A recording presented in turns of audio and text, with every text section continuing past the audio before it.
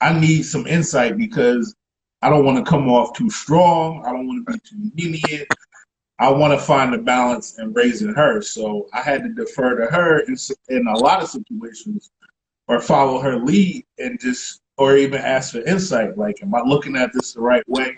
Am I approaching this from the right perspective? You know, because the one thing I learned over the years is that the parenting style that worked for me, that made me the man that I am today, doesn't necessarily work for my kids because my kids aren't me. They're their own people. And the sooner I learn that, or the more that sunk in with me, the better of a parent I could be to them. You know, and that caused less conflict because, you know, now we could kind of we could approach it with the same type of attitude, you know, but each one is an individual and we got to handle them as such. What worked for the last one ain't going to work for this one and ain't going to work for the next one. Right.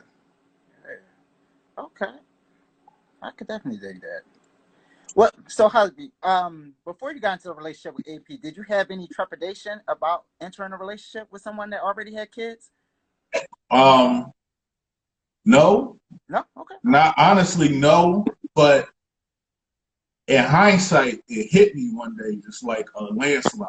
You know what I mean? Like, I dove, because like she said, I dove right in because I wasn't thinking about me. I was thinking about her and helping her out with her circumstances.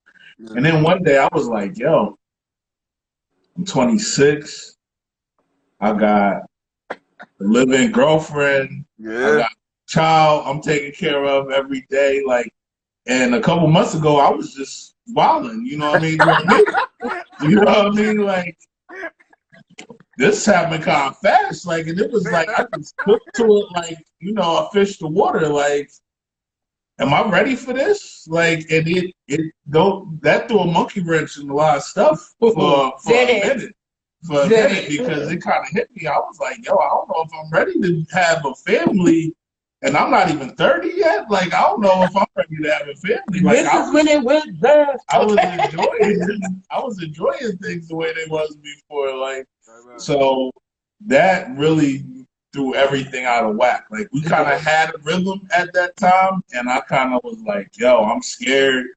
I don't know if I want to do this. So in short, he dumped me after I moved in with him. I blew everything up. Yeah, he blew everything up again, like an IED. Yes, he did. But I blew it up, and I still was holding it together. He was. And this is the most retarded thing in the world. Like, but I'm telling you, like, you don't know what it's like living with somebody and trying to be there for them, but telling them I don't want to be with you. Like, sometimes I had to sleep with one eye open. You know what I mean? Like, it got that real. Like, you know what I mean? Yeah. Even emotionally for me, it was an up and down thing. Like, I had to. I would really say that was probably one of the lowest parts of our relationship, and because it felt like it was out of nowhere. Like, one minute we were good, and then the next minute he's telling me, so yeah, like, I feel like we need to break up. A lot of crying happened, some sex, which was confusing things. We were still living together. Then it was, I think you should see other people. So don't threaten me with good times. So I did not want to see other people, but I did want to be spiteful. So I did. And then entered the picture some people that, you know, should not have been entered into the scene. You know who I'm talking about.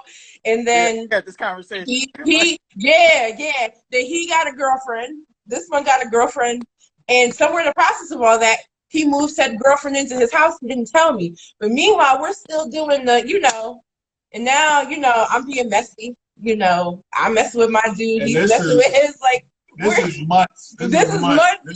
Talking about, like, so at some point, I'm like, all right, I got to go get my own apartment. Like, I got to move out. And so I moved out. And then it was strange because we were still talking to each other on the phone. He was still coming to see my daughter. He was still coming to pick her up for weekend visitation. Like, I got more visitation out of him than I ever got out of her biological father. Please make it make sense. For a child that does not belong to him biologically. I mean, he was still coming by the crib. Like, do you have this? Do you need something on your electric bill?